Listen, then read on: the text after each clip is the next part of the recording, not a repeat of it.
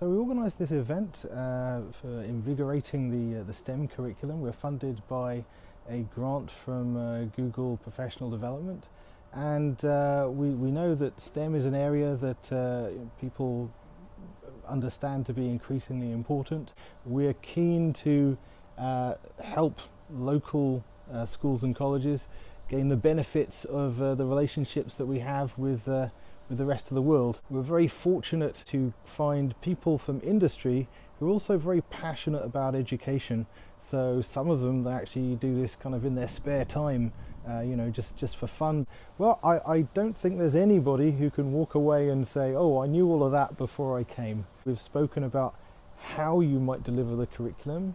We've looked at specific areas where you can kind of put maths and computing together with some programming, where people can ask questions, they can have a go with some of the latest technologies. We're giving them all like a mini computer they can take away and use with their class.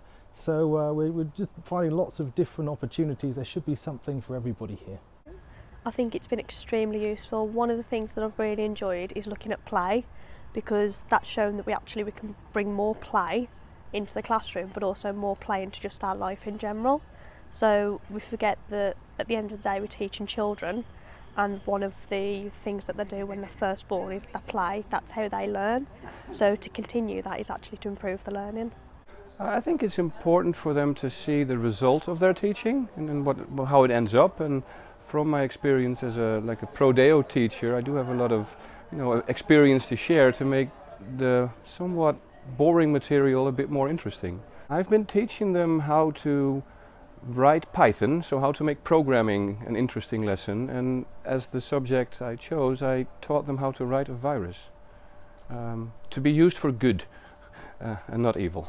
I do think it lights a little spark of, oh, you can do all these different things and that's how it works, and it's infectious by itself.